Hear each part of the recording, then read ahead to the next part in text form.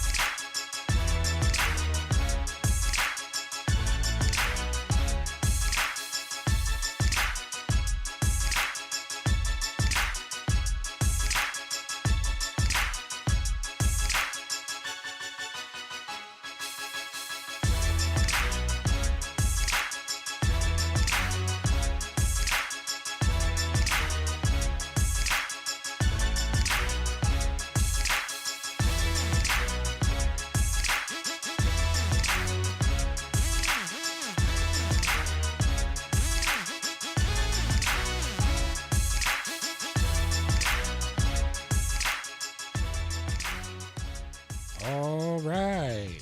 Welcome to cmpradio.net, the voice of Chester. Welcome to the wonderful world of Rich Blye. Coming into you live in the black city of Chester. Let me say it again, in the black city of Chester. We're going to keep that theme going. How's everybody doing today?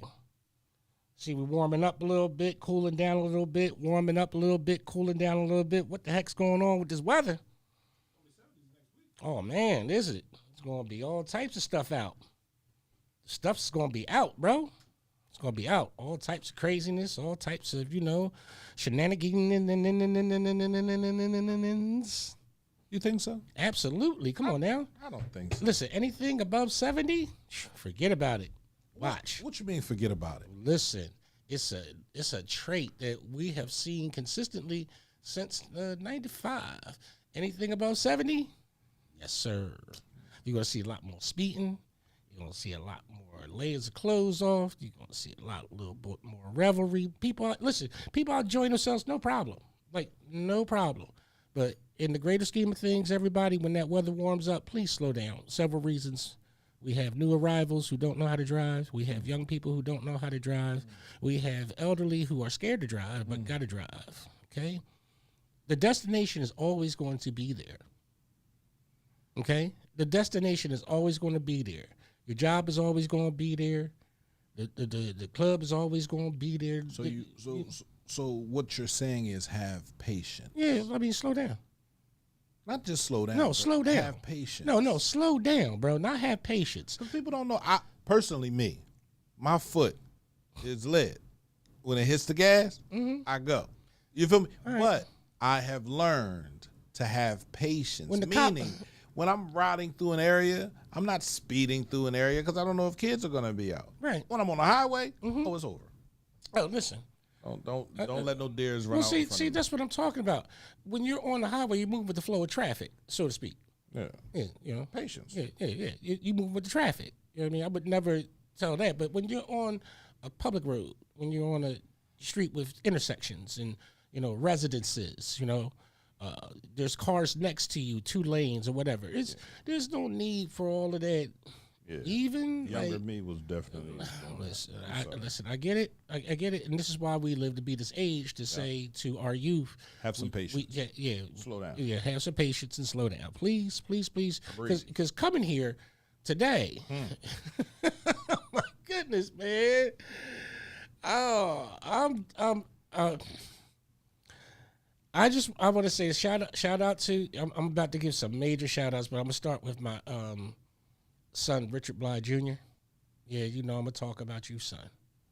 So, of course, I'm a proud dad in the corner for my son and everything like that. But taking him to work is,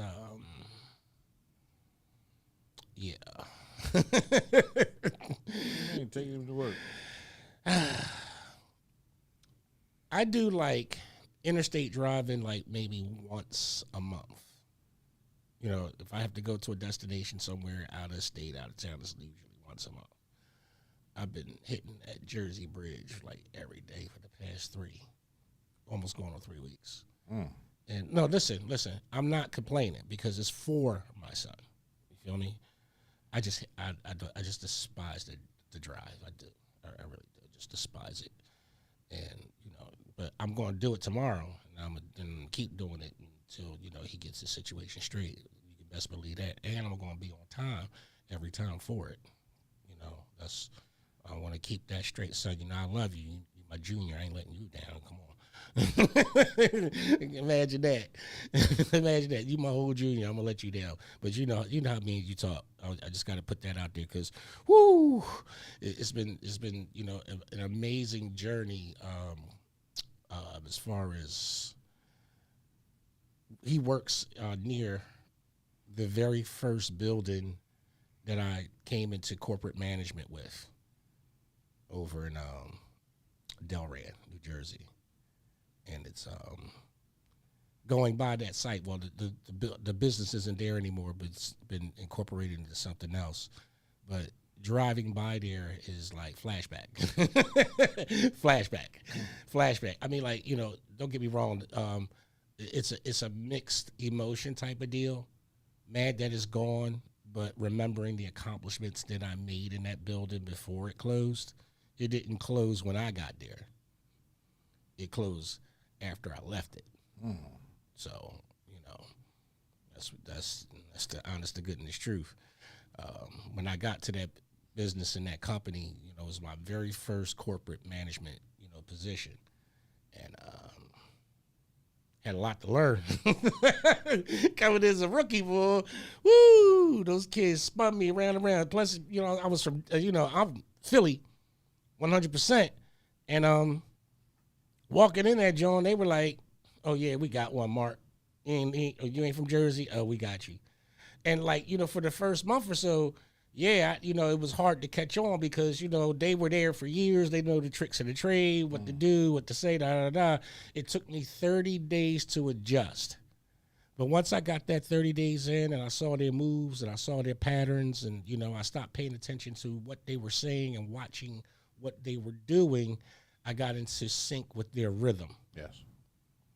And once I got into sync with their rhythm, I went from 35 servers down to 19 because I promised that I was going to fire them and did, or they quit, or I made them quit. Yeah, I did. I made it hard. Listen, I developed, and I know that, oh, that sound mean, that sound wrong. You have to understand, I was in a bottom 50 store, bro. Bottom 50. This corporation had 352 of them. How many? 352. Wow. Nationwide. And it was a bottom 50 store. Straight up. Straight up. And, you know, they already had people there. I'm just saying. They already had people there. You know, I've been here for years, and, you know, other people have been here for years, and they said, oh, we're going to put together a team. Okay. Well, some people had to go because they were a detriment for the team. Some people had to go because they were stealing. Some people had to go because they had a bad attitude. And some people had to go just because they knew that they was not going to be able to manipulate a black man and they did not want to work for him. That's keeping it real.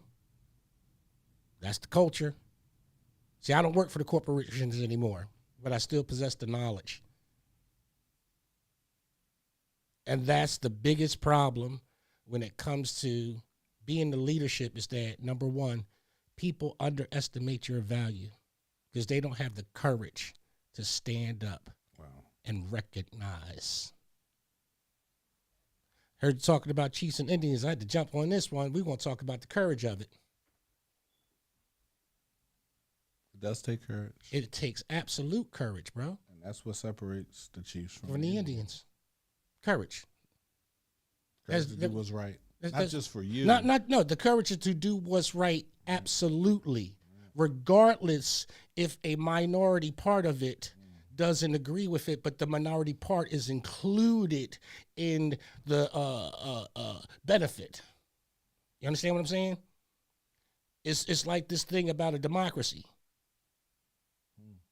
There's no such thing. We handle each other in a decorum, democratic way. The PC part. But we are a republic. That's your pledge. If you pledge allegiance to the flag. If you pledge. If you take an oath. Okay? It is not, guess what? It is your right not to say the Pledge of Allegiance here in America. You like that? It is your right not to say it. Unless you're getting paid millions of dollars. No. Now, again, watch this. There are people who understand that just saying the words keeps them off the radar. Off what radar? Off the radar of not being patriotic. Off the radar of not being labeled as a American, white Christian. But you're not. No. I know I'm not. I know I'm an American. So you say the Pledge of Allegiance? Yes, I do. You sing the national anthem? Yes, I do. You're proud of that? I know. Okay. No, I didn't. Hold on. I didn't say I was proud of it. I know you didn't say. Hold on. That. Again, you see the layers of where I went. Okay, there are things that are ritual and are expected out of certain courtesies. Okay, same way if we go to another country and they're playing their national anthem, do we sit down or do we stand up? Do we know the words? No, we don't. So but we stand up if you don't know the words. Because out of respect for that person's heritage, country, blah, blah, blah. That is diplomacy. Okay? That is diplomatic. That is part of the democratic process. Okay? These are the processes that people ask us to adhere to in forms of decorum. We're talking about courage, correct? Okay? Hold on. You do have to have the courage to face the ability that even though this may not be for you, but you stand in unity because that is for them and that's how they identify. Okay? If that person identifies as a Japanese national and you go to their country and they have certain customs that they adhere to and you are their guest and you don't adhere to those customs, do you think that person's supposed to respect you? If I don't adhere to his Not adhere to it, but like as a guest. When he's showing you his life, he or she, rather, when they're showing you their life and what their custom is, right? And you are a guest and you don't engage, okay? Because I understand that we have to say certain things, you know, for people not to understand what the hell I mean. What I mean is that if somebody offers you tea, you go, I don't drink tea. Yeah. What? Is that disrespectful? Yes. Even if you don't drink tea? It's water. What if you have an intestinal problem that doesn't allow you to digest? There's a lot of people that don't drink tea. You have kidney stones. Tea has been proven to cause kidney stones. What? Why are you looking at me like that? I'm just saying. Like, what are the odds out of a million Japanese people that other million black people, you're going to get the one that's going to get kidney stones for drinking tea? I got kidney stones for drinking tea. Bro, I'm not talking about you. I'm talking about hypothetical. You talking about me. Oh, my God. Okay. All right. Give me some sake. I drink some sake. Okay, you drink some sake. Right. Okay. And then they show you how the toast is or whatever, and then they have a certain language that they use, blah, blah, blah, and they expect you to repeat it. Right. Do you do it? Absolutely. Why? Because it's just respect to their heritage. Like you said, it's respect to their heritage. Okay, so what's the problem with the reversal back towards this country?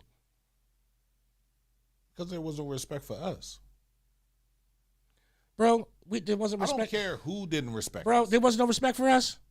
Hold on, let me read something. Let me read something along the lines of courage, okay? I'm gonna read something, okay? You ready for this? Yeah. Okay. This is before the Civil War. Before the Civil War. I mean, not before the Civil War. This is before blacks, African Americans got involved to the point of actually fighting. Okay. Before the Civil War. During the Civil War. During the Civil War. During the Civil War, but before we got involved. Okay. Okay. Men of color to arms. To arms, now or never. This is our golden moment. The government of the United States calls for every able-bodied colored man to enter the Army for 3-year service and join in fighting the battles of liberty and the Union. A new era is open to us. For generations, we have suffered under the horrors of slavery, outrage, and wrong. Our manhood has been denied. Our citizenship blotted out. Our souls seared and burned. Our spirits cowed and crushed. And in the hopes of the future, our race involved in doubt and darkness. Now our relations to the white race are changed. Now, therefore, it is our most precious moment. We must rush to arms. Fail now, and our race is doomed. On this soil of our birth, we must now awake, arise, or be forever fallen. Ooh. Go ahead. If we value liberty, if we wish to be free in this land, if we love our country, if we love our families, our children, our home, we must strike now while the country calls. Right. We must rise up in the dignity of our manhood and show by our own right arms that we are worthy to be free men. Our enemies have made the country believe we are craven cowards. Wow. We couldn't even read when they wrote Hold on, that. excuse me. Oh my God. Oh, no. You're not. You weren't even allowed you want to to- know who was? Stop, Who was bro. reading that? Who was reading that? Who was reading it? Who was reading it? Who was reading it? Yeah. Frederick Douglass. There you go. Hold on, excuse me. I'm not done. He wasn't the only one. There's a whole list of names. A whole list of names. A whole list of names. Hold on. Cato and his father. A whole list of names. Hold on. A whole list of black men in agreement. Put this in the newspaper.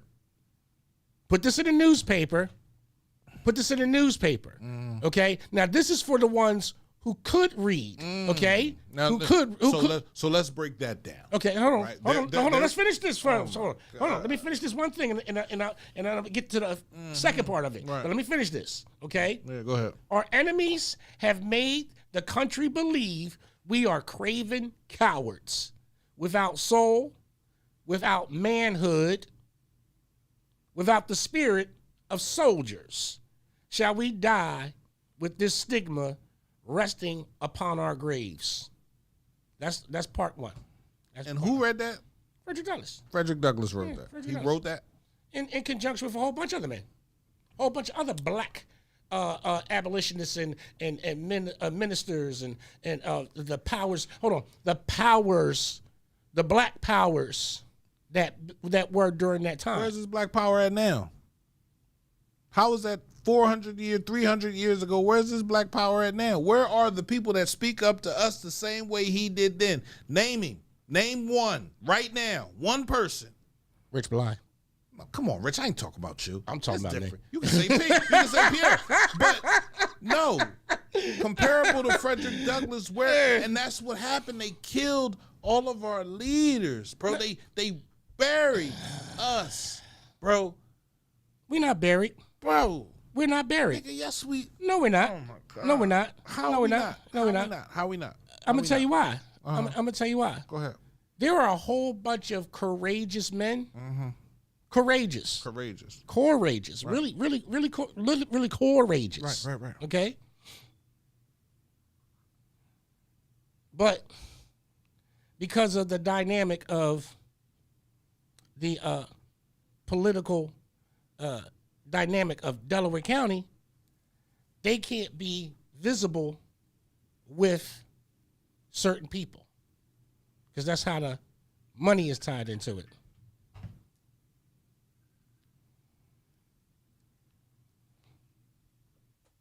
That's how that's how the money's tied into it. So when I speak of courage, let me backtrack because I always start by reading the Word of God. So let me get back real quick. Father God, we thank you for this day. We thank you for this time. And we thank you for these times of fellowship between everyone, between myself and this program and this radio station. We ask that you bless this radio station and give it the blessings that it deserves here in the Black City of Chester, Lord. Thank you for CMP Bryce and the whole content creators of this station for keeping things alive and keeping things fresh and perfunctory and making sure that we all get a blessing from the content that they put out. Bless me as I go about the business of talking, the business of truth, and giving folks what they desire and what they need, a clean program that is local and allows me to serve you, Lord, to the highest honor. These things I ask for in your name. Amen. Now, Ecclesiastes 7. Ecclesiastes 7. A good name is better than precious ointment, and the day of death than the day of one's birth. It is better to go to the house of mourning than to go to the house of feasting, for that is the end of all men, and the living will lay it to his heart. Sorrow is better than laughter, for by the sadness of the countenance the heart is made better. The heart of the wise is in the house of mourning, but the heart of fools is in the house of mirth. It is better to hear the rebuke of the wise than for a man to hear the song of fools. For as the crackling of thorns under a pot, so is the laughter of the fool. This is vanity. For as the crackling of thorns under a pot, so is the laughter of the fool. This is vanity. Surely oppression maketh a wise man mad, and a gift destroyeth the heart. Better is the end of a thing than the beginning thereof, and the patient in spirit is better than the proud in spirit. Be not hasty in thy spirit to be angry, for anger resteth in the bosom of fools. Say not thou, what is the cause that the former days were better than these? For thou dost not inquire wisely concerning this. Wisdom is good with an inheritance. Wisdom is good with an inheritance. And by it there is profit to them that see the sun.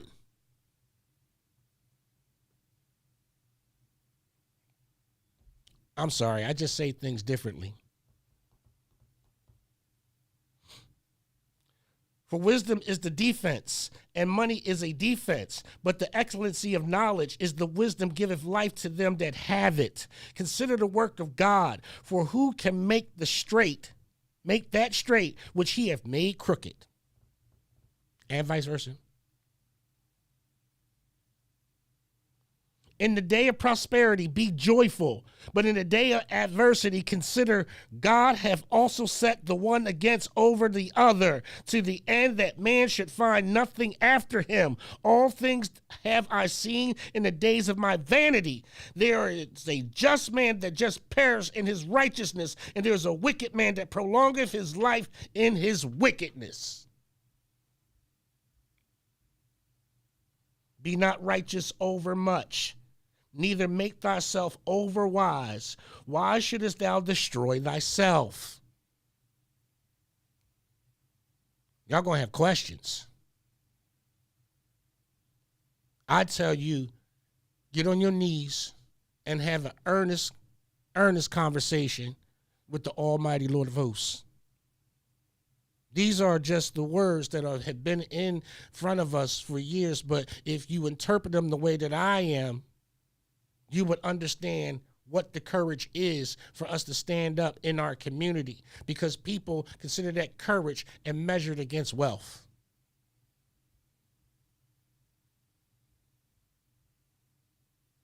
Because they have a bigger bounty or they have something bigger to show for it. All of the fluff and other, the ah factor.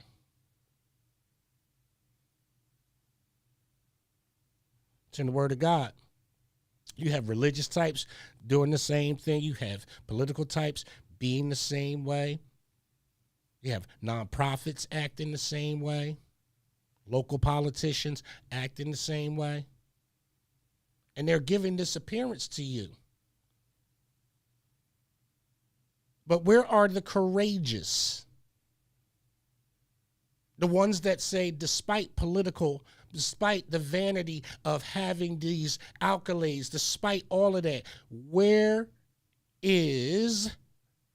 are the courageous? The courageous say what's true and what's logical and what's needed and what's necessary, even in the face of adversity, which is why you don't like those type of people, because you want people that you can like, that you can relate to. Nowhere in leadership is there an interpersonal relationship with a folk. It is not an emotional investment.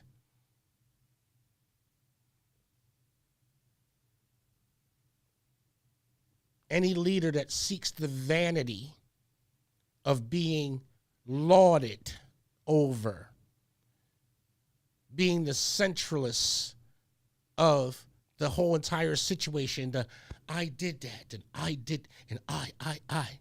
You have a big problem. If that's in your home, you have a big problem. Some of the most courageous people I know walk very silently in the backgrounds. And here's the thing, not because they're escaping from it. Some of them have the ways and means to afford that and are comfortable that way. And thank God for them, because they don't want to put themselves out there. There are certain people that can't put themselves out there. And we understand that because they're in, certain positions with, city municipalities or whatever. And they have to save their jobs, because we know how politically charged Delaware County is with its citizens, that they'll stifle their speech with a job. That if they have a certain dissent, a certain way, or have a certain opinion, somebody can get them fired. Wow. Wow. Is that courageous, boys and girls? All right. Let me get right back to Ecclesiastes 7. Well, dropping down to verse 15. All things I've seen in the days of my vanity, there is a just man that perisheth in his righteousness, and there is a wicked man that prolongeth his life in his wickedness. Be not righteous over much, neither make thyself overwise. Why should thou destroy thyself? Be not over much wicked, neither be thou foolish. Why shouldest thou die before thy time? It is good that thou shouldest take hold of this, yea, also from this withdraw not thy hand, for he that feareth God shall come forth from them all. Wisdom strengtheneth the wise more than 10 mighty men which are in the city. Remember when I said, Bryce, that there's 10 men, that all you need is 10 men? You said, no, you need more than that. I promise you, there are 10 men in this city 10 unafraid, non-cowardly men that can stand arm in arm and be a force. Only if they have this type of courage. See, when I talk about these things, folks, I say this all the time. There's always a tie-in that I have nothing to do with. I just read the word of God, and I'm not interpreting it for you. I'm just reading it the way that it should be, and that's the truth. You discern it for yourself. You pick your own brain. You question your own heart. You question your own conscience. That's not what I'm here for. I'm not your pastor. I'm not your reverend. I'm not. I'm not ordained. I have no pulpit. I have this God's green earth and this God's green air and cmpradio.net for allowing me to have free speech. Well, most people are trying to give it up. Wisdom strengthened the wise more than 10 mighty men which are in the city. For there is not a just man upon earth that doeth good and sinneth not. Hello. For there is not a just man upon earth that doeth good and sinneth not. While we're all being judgmental. That's my answer to free speech. That's my answer to the question of people saying that they don't want to be part of this because they feel about that, blah, blah, blah. He who is without sin, let him cast the first stone. Please do not hit me with gravities of sin.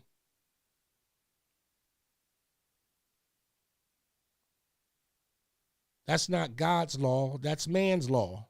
The gravities of a crime, the gravities of an infraction, the gravities of a felony. That's man. My understanding is that a sin is a sin. Not a little sin, not a real little red lie. Sin is a sin. It's right here. Also take heed unto all words that are spoken, lest thou hear thy servant curse thee. For oftentimes thy own heart knoweth that thou thyself likewise have cursed others. All this I have proved by wisdom. I said I will be wise, but it was far from me. That which is far off and exceeding deep, who can find it out? I applied mine heart to know.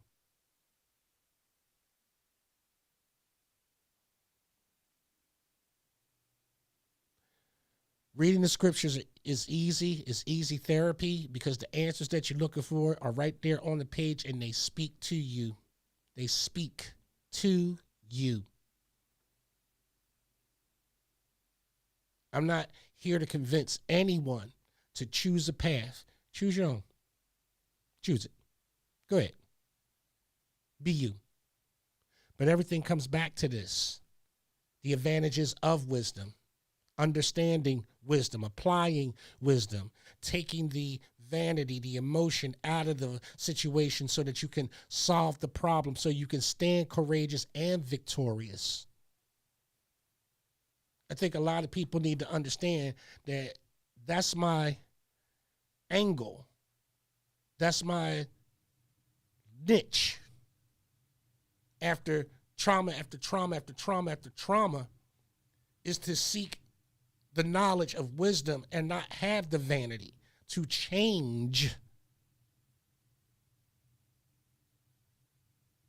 This year, I've dedicated myself a lot fully to refrain from cursing and using profanity, and I've been pretty good at doing that. I've said numerous times again that there's no reason for me to go to any of these meetings because it's not going to do any good for me, because these people firmly believe in hating the ideal of what I represent with Juneteenth, and nobody's going to help me campaign for it. So why go in there and be a spectacle or put on a show for folks who absolutely have no love for me?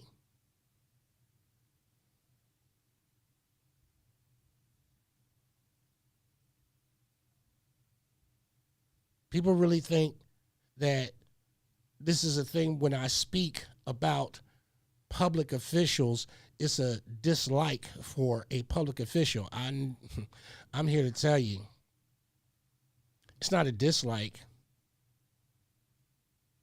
I dislike the fact that I know better. I've seen your path. I'm watching your path. And I'm watching you going to do it to a lot of other people who someday are going to wake up and realize, man, what happened? And because you want to keep me silent, no problem. I'll let the people find out. Because that's what they're asking for. To find out. So find out. But I have to leave you with these words of wisdom.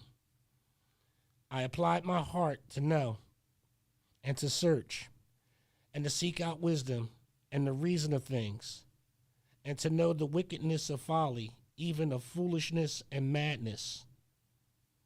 And I find more bitter than death the woman whose heart is snares and nets and her hands are as bands, who also pleaseth God shall escape from her, but the sinner shall be taken by her.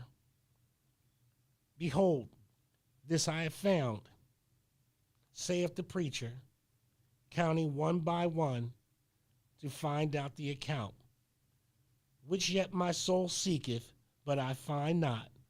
One man amongst 1,000 have I found, but a woman amongst all of those have I not found. And lo, only have I found that God hath made man upright, but they have been sought out by many inventions. Men, you were made to be victorious. You were not made to be lowly. You were not made to be a footstool. And this is what you see in other cultures. You see them standing when they congregate together, unflinching, their eyes. A lot of people don't pay attention to the particulars of a human being when they're out in public. Sometimes, just sometimes, if you concentrate enough, life will slow down and show you exactly what it's doing. I've had those moments that life has slowed down and showed me exactly what it's about to do. And I've watched it. And I just bring it back to you. But I'm not going to wait for Bryce for the second half of this speech. Let me give you the second half of this.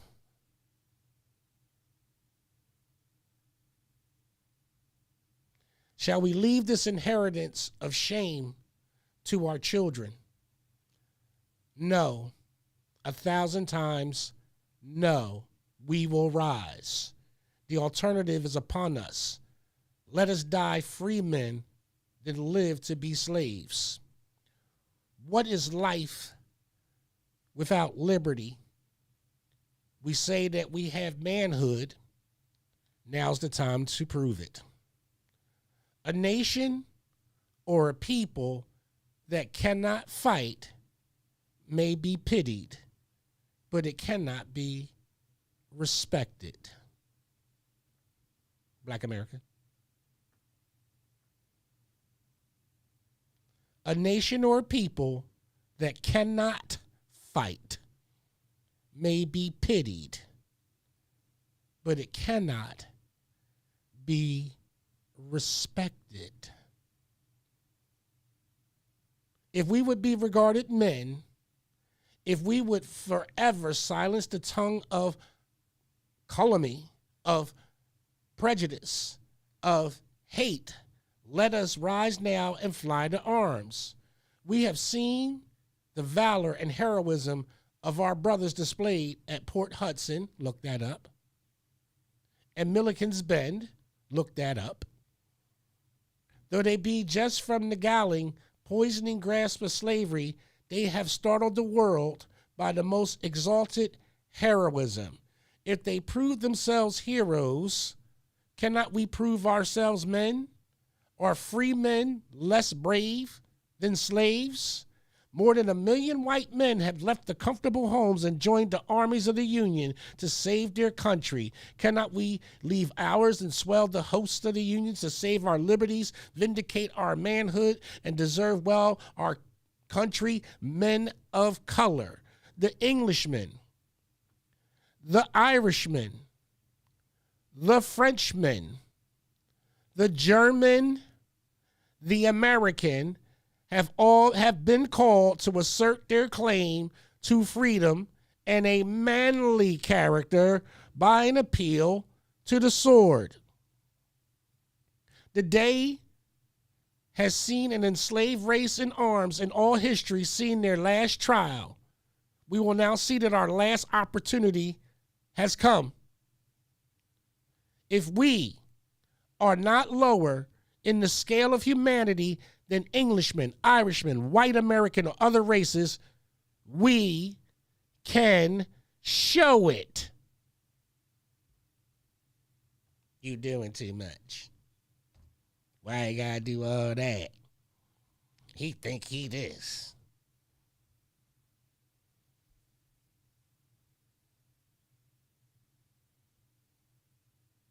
I don't know why people are hateful of someone having pride and being positive with their life. I don't hurt nobody. I have not hurt a soul with my words or anything that I had running, disrupted someone's pockets or, stopped your flow. But I've had public officials do that. And when I say, and I call them out by name and say that and I say to my brothers and sisters, and well, Rich, you're not really black, but they had a reason to do that. Really?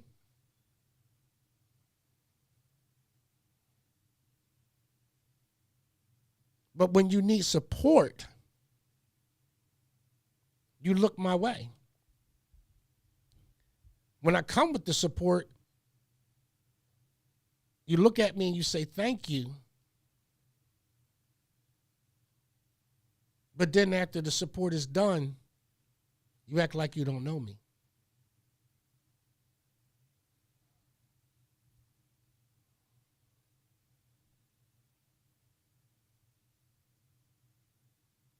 How courageous is that? How courageous is that? This happens in our community, folks, a lot. That these lines are drawn because public officials say, if you deal with Rich Blye, we're not going to pay you.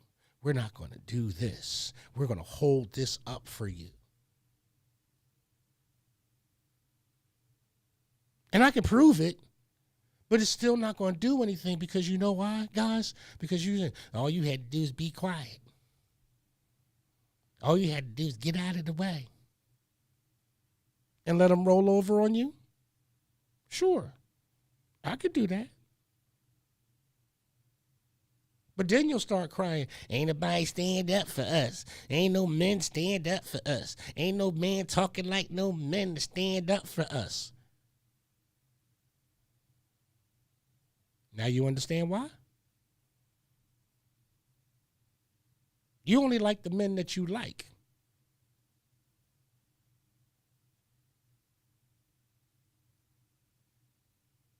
You only like the men that you like. And that's what the little giggling and cackling and the vanity goes around, with certain people that are content creators.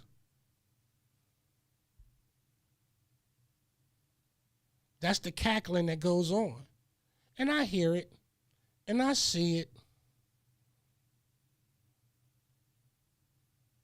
But it takes courage to just say, you know what? Let me hit you with the word. Let me give you some experience of history. Let me help you understand the words that have been said at the foundation of the freedoms that you stand on. You stand on so much of this freedom. Let me give you the words of the men and women of the foundation that you stand on, and then let's test your mettle against that, courageous cat. Let's see the courage. Because I've been waiting. I've been talking like this, heavy, for a long, long time. I've been talking heavy for a long time. Ready to back it up. Ready to back it up.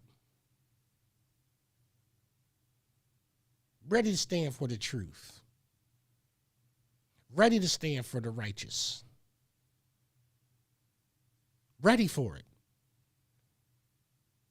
You know, when I go into these rooms with your public officials and how they'll divert their eyes, it's not because they can't stand me.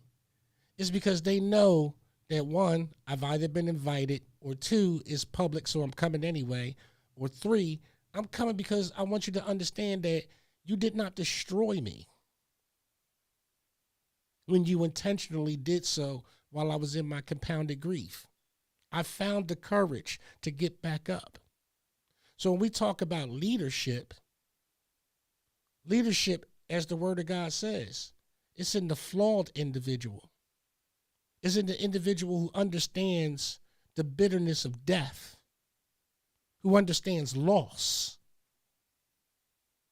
That way, that person has more empathy for others rather than situations or just one person that may say, I need you to hate that man. That's what backs this up. That's why these actions are backed up by these words, not by my words, by these words. What I take in here, what I eat here, what drives me here is reinforced by my actions. Yeah, I'm a sinner. I tell that people all the time. I'm not a big time sinner. I ain't trying to sin every day. I ain't going to say what kind of sin I'm trying to get into, but I'm not perfect. I am flawed.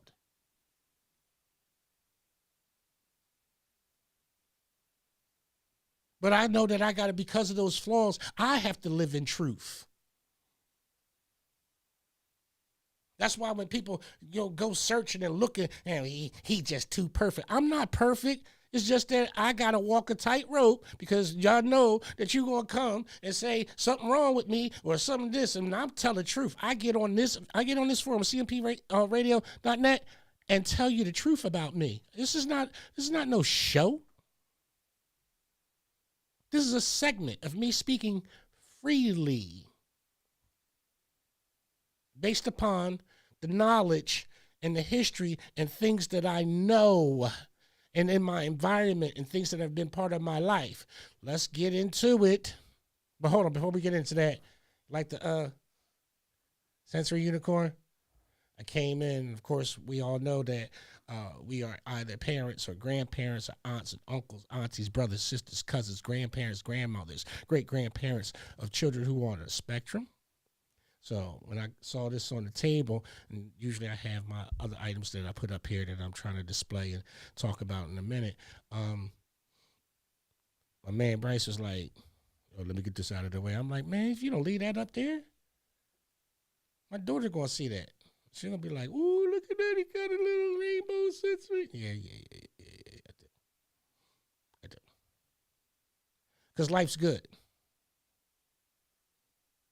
Because life's good. And life can be good that you could just have little things like that. And I'm old enough for not anybody to care. I'm old enough. I'm not worried about your opinion of me. That's one of the things about getting older. I'm not worried about your opinion of me. I'm here to help. I'm here to give knowledge. I'm here to be helpful. I'm here to honor people. I'm here to talk about the greatness and the beautiful things that go on. So, men of color, brothers and fathers, we appeal to you by your all concerns of yourselves and your liberties, by all your regard for God and humanity, for your desire for citizenship and equality before the law, for your love of your country, to stop at no subterfuge. Listen to nothing that shall deter you from rallying for the army. Come forward and at once enroll yourselves for 3 years service. Strike now, and you are henceforth and forever freed men. Those who survived, all they had to do was pay for their guns, and once they paid for them, went on, and they had generational wealth after that. So many towns, so many townships, so many black cities that were built, not all of them destroyed. Many exist. Let them stop hitting you with the narrative that they destroyed all the black cities. No, they did not.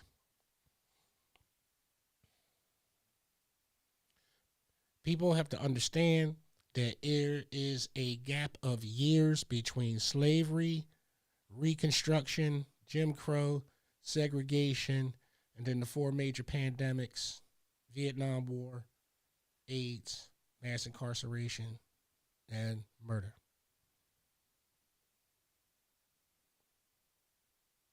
And all of this was to strip the courage from the men from that time into the future until we get to here to this point, and that the only men of courage are our enlisted men, our veterans, men and women who have come home from service and then get into the public sector and continue to serve, still have that valor, still have that commitment, still have that honor. The majority of them are not doing it for a buck. The majority of them are not doing it so that they can have prominence and fame and people can clap them on the back and give them keys to cities and things of that nature. But we tend to forget that these men and women exist out here because we listen to people who are fools. They are themselves vain. Case in point, you can't even compliment your public officials anymore, because they've heard it so many times that when you come up to them, you can see in their face, oh God, here comes this person again. If somebody's proud of you and wants to express it, I think as a public official, if that's the best part of your day, then you should make that the best part of your day. Because you always constantly beefing about people talking about you negatively or shutting down pages or deleting comments.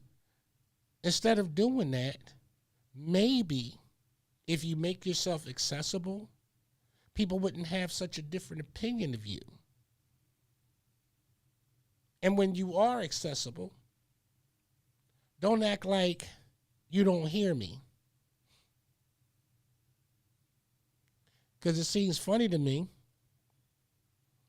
that for the past several years, every time Chester honored somebody that was over the age of 60, happens to come from where the point where I open up my mouth. Congratulations to the longtime barber, Mr. Reedy.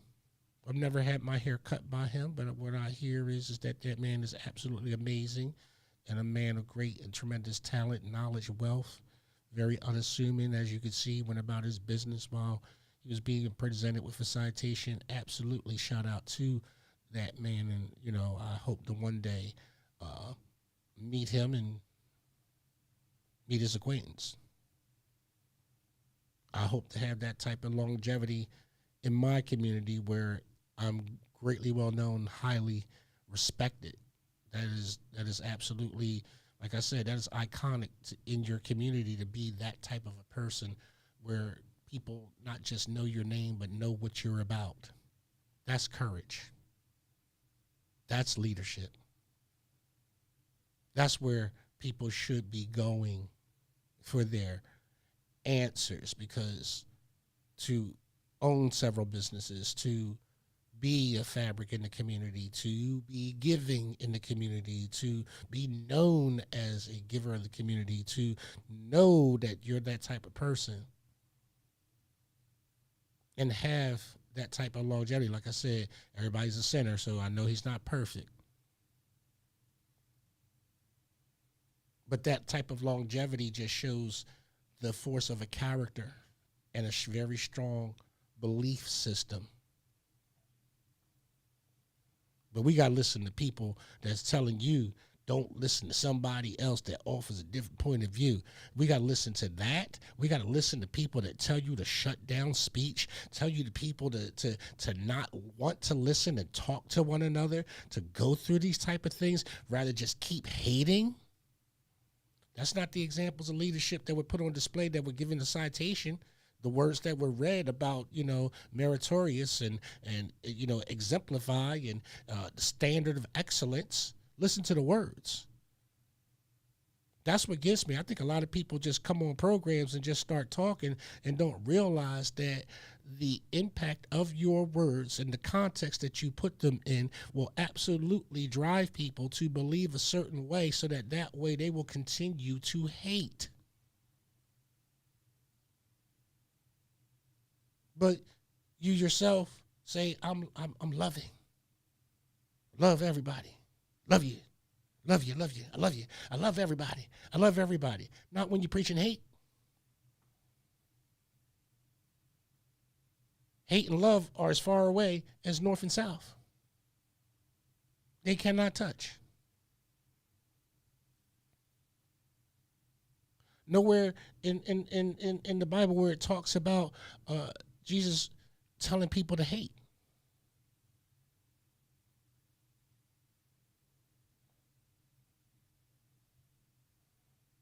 Matter of fact, the Word of God says for you to love your enemies.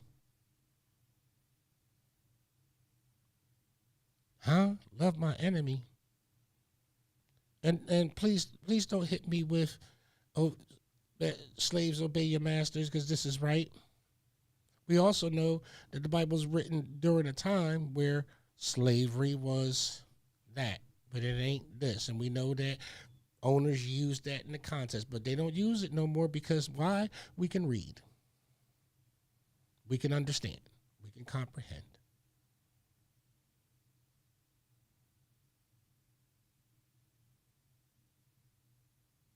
But when we're given our own constitutional standard for living, and I kept talking to P about code of conduct. We need to write a code of conduct. And he told me, Rich, why don't you start writing it?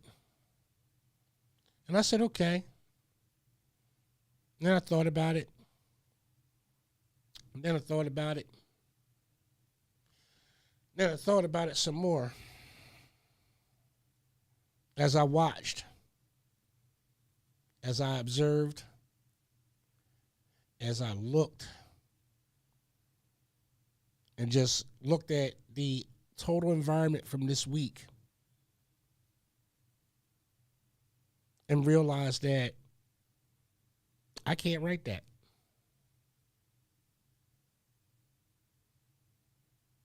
I can't write a code of conduct. It's not going to be adhered to.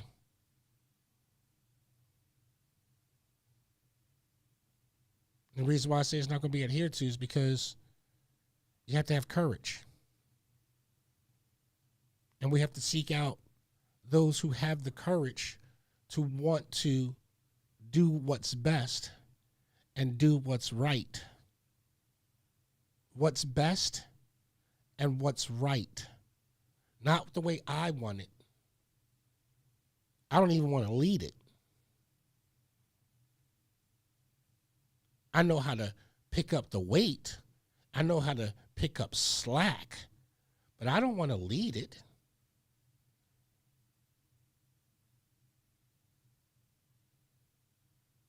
If I have to, I can. But will you follow? And I already know the answer to that.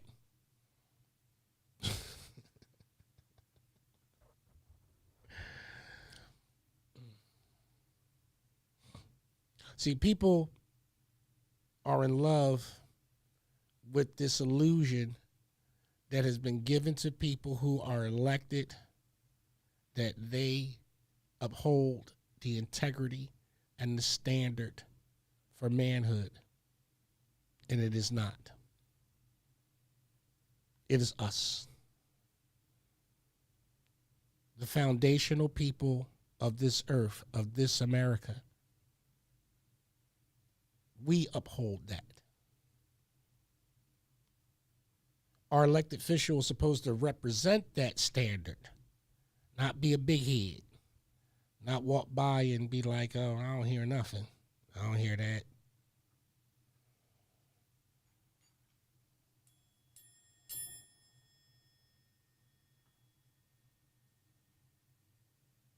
You'll hear that. And that'll be followed by a prayer. And your eyes will be opened. Because one of the things that we're going to do is that we're really going to start to uplift people. Just like in this time, before we got involved in our own personal freedom, we're going to uplift people one by one. We're going to show people hearts of joy. Those who want to serve, whether it be in the armed forces, whether it be in your communities, those who have the courage and the determination to want to do what's right and be right, please help me let me help you understand this. You do not need your public official for that. If that's what you are waiting for, you will be waiting in vain. That is not their job, and that is not a disrespect to them. It is a fact. You're going to get, I'll see what I can do. I'll see what I can do. Or I can point you in this direction. Or go talk to this person, da, da, da, da. They're not going to spend a lot of time with you. If they want to pass you through the gate, they will pass you through the gate and put you on and give you the resource and all of this other type stuff. You're still going to put the work in. They'll be there for the photo op. True community involvement, true community leaders are not connected to the government or are not connected to a government platform. They may have an opinion about how they cast their vote, or what their value is with that vote, or what their opinion is with that vote.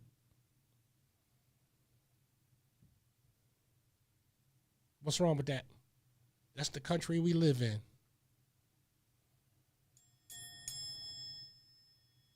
That's the freedom that we have. You can't complain about somebody having the freedom and exercising their right to be free while you're exercising your right to be free to talk about why they shouldn't be. Where your freedom ends, that's where theirs begins.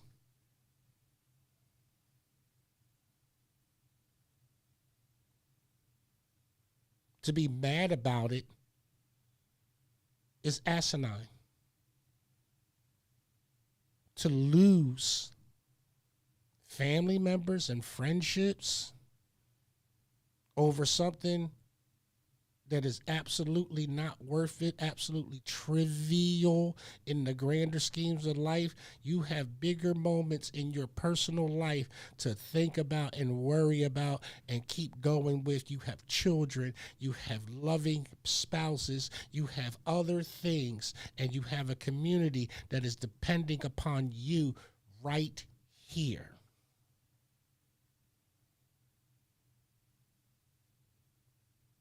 We need your strength and we need your unity. Your strength, your unity, not society's strength. I am as anti-society as anybody will come. I do not believe in society. Society does not feed you. Society does not clothe you. Society does not protect you from harm. Society does not look out for your car if it gets stolen, so it won't get stolen. Society does not cover you in the rain when it rains. Society doesn't look after your grandma if you have to go to the Bahamas. Society don't care if your house gets on fire. I hope that you had fire insurance, or you didn't. Well, that's just too bad, because in this society we have fire insurance. You get what I'm saying? So if you're worried about what society say or how you're part of society, you're a fool. Yes, you are a fool. I was talking to my granddaughter the other day. My beautiful granddaughter, Michaela. Happy birthday to my beautiful granddaughter, Anaya. And my happy birthday to my other granddaughter, Louise, my Lulu. My cheeky, happy face baby. Number 2, because her mama was number 1. Hi, Tamika. Shout out to my daughters last night, Tamika and Alicia, and my grandson, Julian, and my future son-in-law, Sean, for taking me out to the buffet. Shut up, everybody. You got to understand something. I am a crawfish king. Let's have it. I want to take the whole tray when it comes out hot, but that's just picking out. That's just being too greedy. So I just make sure I take 2 plates. Yes, I will eat 2 plates of crawfish, pile high in one sitting at anybody's buffet. Just make sure it's just steaming hot. I don't want no lukewarm crawfish. I mean, like, I'd rather they just go ahead and give me a pot and a bucket and put it on the table and just go away. But shout out to my daughters for having dinner with me last night. It was a very, very good moment. Like, folks, I'm going to tell you, it's really the simplest things in life that I'm finding out now that are absolutely much more important than these grand scheme of things that we can attribute to nothing. We have no control over it. What we have control over are our lives, our families, and the health and wealth of us, of each other, if we rise together as a nation, because we have something so much more in common. So much more in common. And not to be exclusionary, the only reason why I'm saying black is because I need to talk to black people. I'm a black man. I'm a black father. I'm a black brother. I'm a black uncle. Again, I grew up with these things.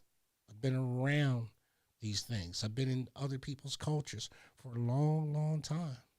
Very well traveled. I'm not speaking on that I am the person of knowledge. I'm speaking on the person I have the experience to expound some knowledge based upon my own understanding of being immersed in a culture. That does not mean that I have the answer. It means that I can be trusted as a source for the answer. That's all it means. And that's why I denounce the title of leadership. I really do. I denounce that title. I'm not here to be your leader. I would never run for public office. I would never do it. I see so many people that lie to you so much.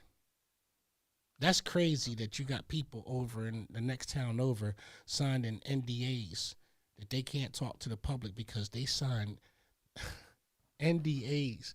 These are these not elected and appointed board officials? And they sign NDAs so they can continue to do what they want to do. And that means that somebody took some money. Nobody will willingly betray their oath of office and sign an NDA without putting some cash in their pocket. I don't know what to tell you. They could go, no, like, Dwayne from What's Happening. I didn't put no money in my pocket. You signed an NDA. You did not sign it for free.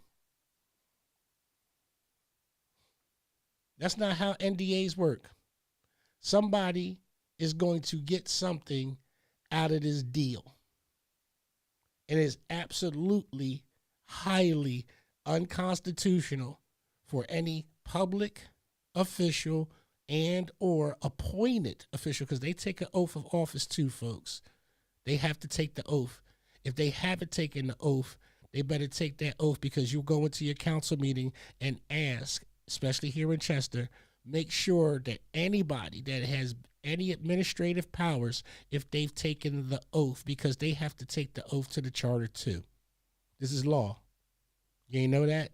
Yeah, now you do. You better find out, because some people are operating outside of their oath because they didn't take it.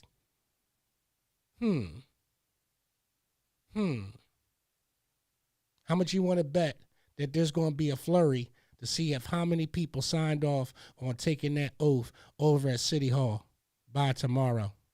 Want to bet me some money? You heard that? Did you hear that one?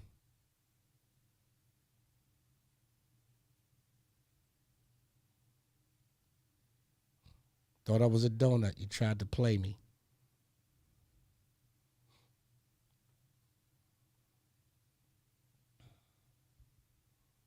One of the things that I always talk about when I come onto this show is my love for reading. So, with that being said, let me show you one of the greatest things that I own. Spider-Man, Spider-Man, does whatever a spider can. Spins a web any size, catch a thief, slide down, look out, here comes the Spider-Man. So, as a child, I had a hard time reading. Very hard time reading. And because I had a hard time reading and I didn't understand words, I developed a love for comic books. And that love for comic books, of course, you know, everybody loves Superman, Batman, whatever. My boy was Peter Parker, the teenage, wisecracking, spectacular, amazing Spider-Man. And one of the things that I used to love about these books growing up as a kid is the writing. The writing was always top notch. Like always. Like, you get to understand the word deja vu, and then they put the answer right there next to you. Deja vu, all over again. Amazing Spider-Man 147, August. They would put certain stories in here, like the Frankenstein monster in the 18th century. Yeah. There's a lot of stories that Sons and Daughters, Marvel Team Up, December, Marvel number 40, Sons of the Tiger issue.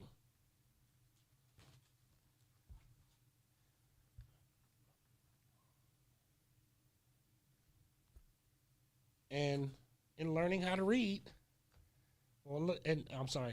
in having a love for comic books, I learned how to read. So I just want to say that it's true. That there were some amazing writers that helped me extend the vocabulary. And then if there was a word that I didn't know, hold on. Where's my trusty dusty words and meanings dictionary? And as you can see, you know, anytime you want to know something, it's in a book. Anytime you want to know something, kids, it's in a book. Make sure you pick up a book. This is a book. Just like you have to get back to cursive writing, pick up a book. If your parents are not reading to you, pick up a book and go read to your parents. Embarrass them. Embarrass them by reading. If you ever want to embarrass your parents, read a book in front of them. I'm dead serious. You think I'm kidding. You're like, Rich, that's cold. That's cool. Watch the book they go get and read in front of you. See, it shouldn't matter what book they go and get. Well, unless, you have certain rules in your house, of course. I'm not advocating for that. But, yeah. Your children have to learn how to turn pages. There's something with the cognitive in turning the pages to a book. You get to retain the information. It stays with you a lot longer. It doesn't make you second guess because you're reading the words on the page. And guess what? Unlike social media, where words can disappear or words can be changed or words can be challenged, history that's in a book cannot. They can update the series, but that lets you know that they're trying to vanquish something from the past that they didn't want you to learn to begin with, like the Tartarian Empire or the black millionaires that died on the Titanic that you never heard of, or all of the black doctors that used to be in Chester. Y'all had like over 8 or 9 black doctors that used to practice medicine all around here. How come you don't know nothing about that? You wouldn't have a need for a hospital, or you wouldn't have a need for any mayor or county council to say that the healthcare crisis is over. When people have to go all the way to Delaware to get health care, 22-minute ambulance ride.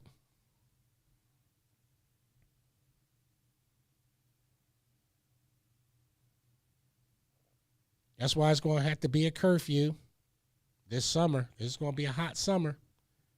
That's why you have to make sure you got these programs up and running, ready to go.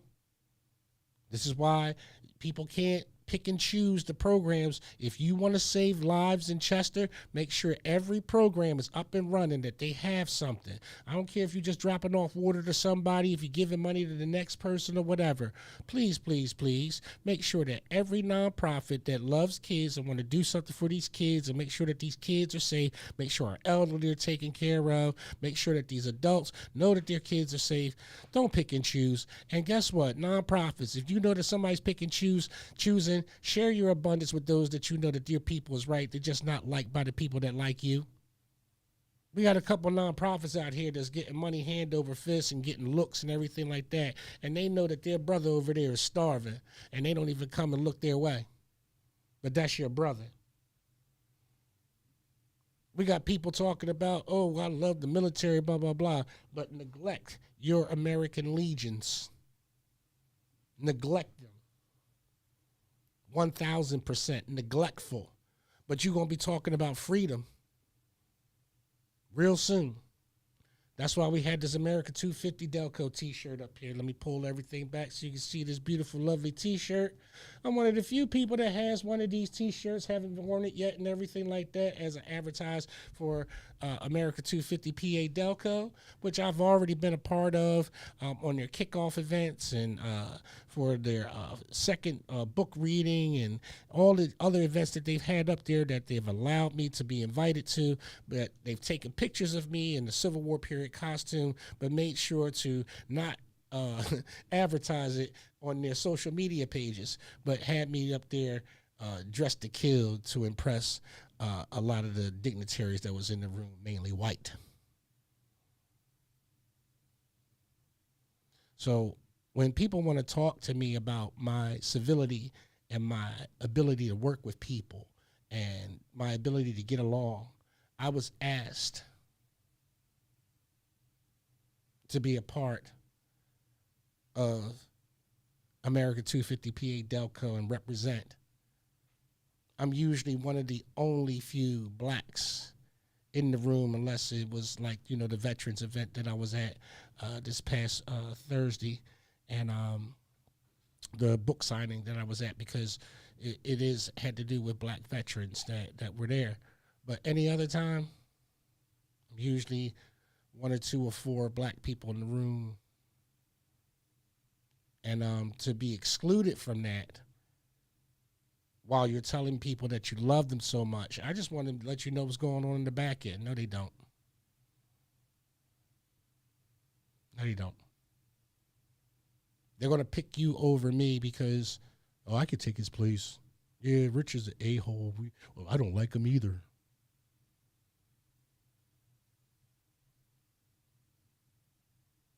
Okay. See how easy it is? Okay. But support your country and the celebration for it. 250th anniversary of the signing of the Constitution of the United States, of the freedoms and values that you guys are all standing on. The red, white, and blue that you hate so much. Make sure that you understand that when you invoke your rights and you invoke your freedoms, that you're invoking these colors and that you're invoking for which it stands, and that you stand on that rock, because when you assert your rights and say the due process and I got to have this and I got to have that because I'm a citizen, blah, blah, blah. Remember, you can't have two things can't be true at the same time. You can't hate and love your country all at once.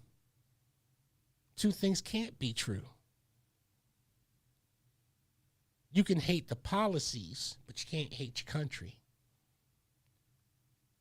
You can hate the elected official, but you can't hate your country. Why? Because you have to have a foundation to stand on that gives proof and bearing to your freedoms and your liberties. And which is that? What is that? That's the problem that I have comprehending when people want to talk to me about the value of freedom and liberty and all this other type of stuff. And I'm saying, what do you base that value on? When every other day I see how much you hate this country. When I just see that you don't support a veteran, nothing. Nothing. Veterans go first. They're overseas right now and come home to dead last. And you walk around them like they did something wrong to you. I was asked, Rich, why do people, seem they treat veterans like the way they do? And I said, because they're ashamed of them. It's the absolute truth. You're ashamed of veterans. Ashamed of them. Barely want to greet them. Barely want to serve them. Don't want to talk to them. But you got freedom. Freedom. These are your people. These are your brothers. These are your mothers. So while you're getting angry about what's going on overseas, why don't you do some history as to what happened during these lead-ups? Because every country had a bite of the Middle East. Everybody took advantage of the back systems of that region and the undevelopedness of that region, that it wasn't developed, and then made it into, livable areas, and people started westernizing and the like. Of course, it was a gradual acceptance of customs that primarily came from out of America, Great Britain, and France, and Spain, and all of these cultures had a deep tie-in to this area.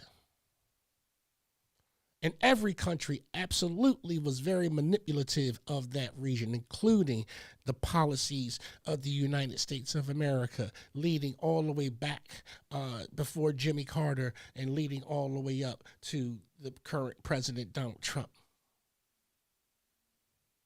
Everybody has taken advantage of that region since its existence, whether they've allied with it, bombed it, drone struck it, raped it, exploited its oil, established monarchies, established dictatorships, dismantled regimes.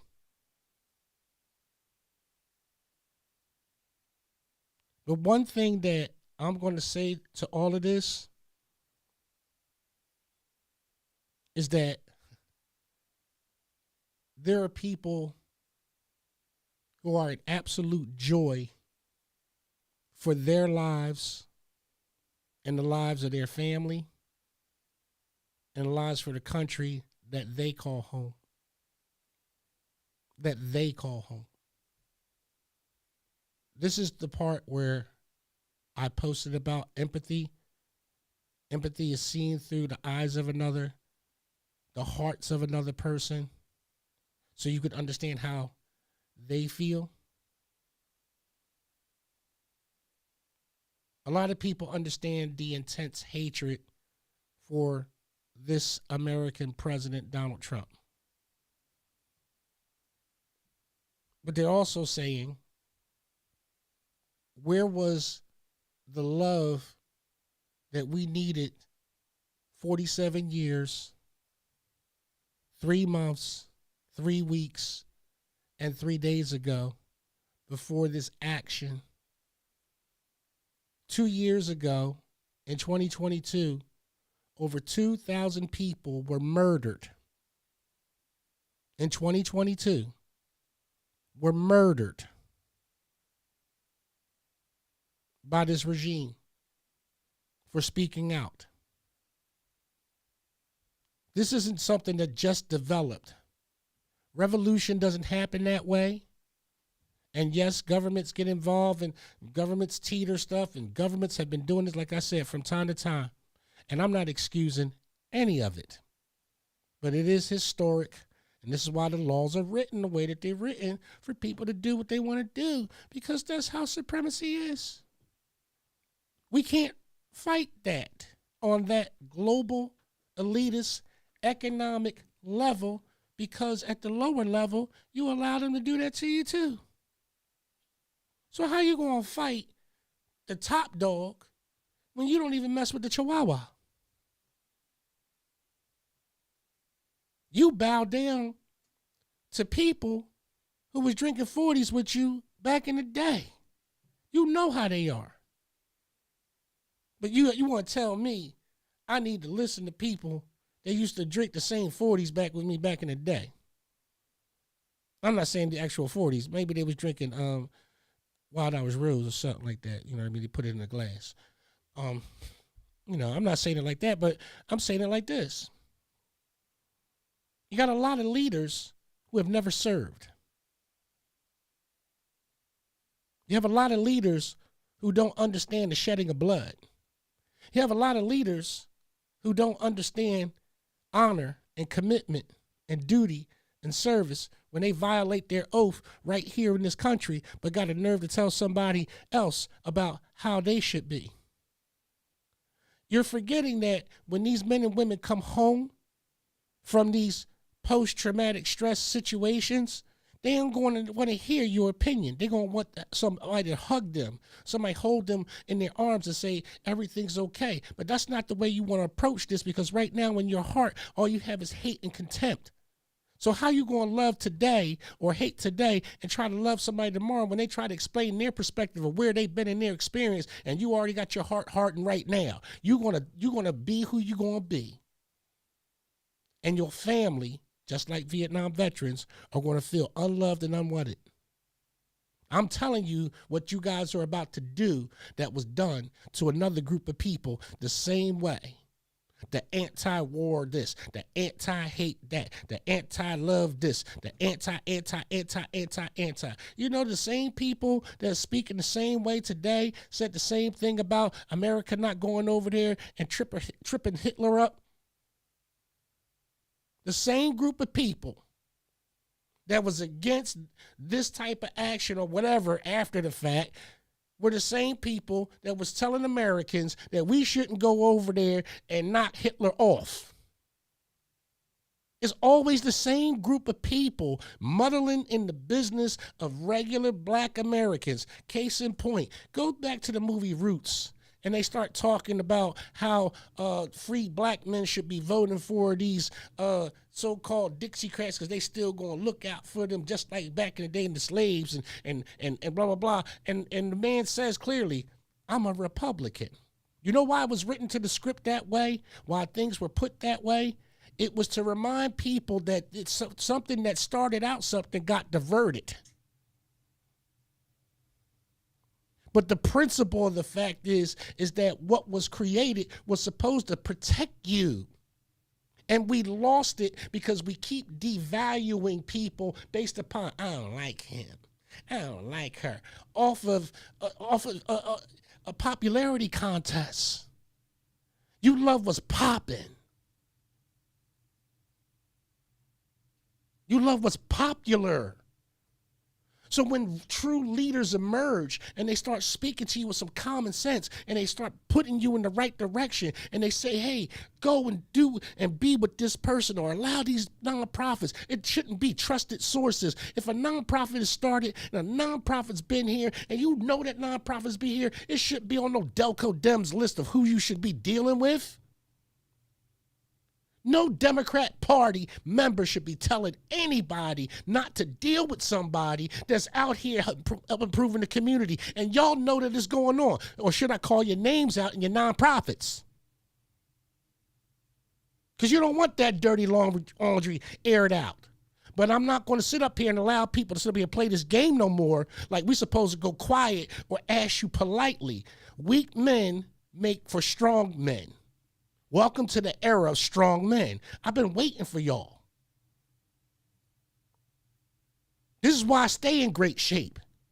This is why I make sure that I stay healthy and make my doctor's visits and everything. I've been waiting for y'all. It's time for the strength of strong men, not cowards. Not people that's going to get pushed around like puppets because your politician says, this is what I want you to do, and hits you with an envelope. You should open up that envelope and give your brother a quarter and say, shh, be quiet, we paid. But you don't do that. You want all the cheese. You want all the fur coats. You want all the diamonds. You want the car. And then you puff your chest and say, look at what I did. And then you wonder why people can't get to your level. Well, you ain't share your level.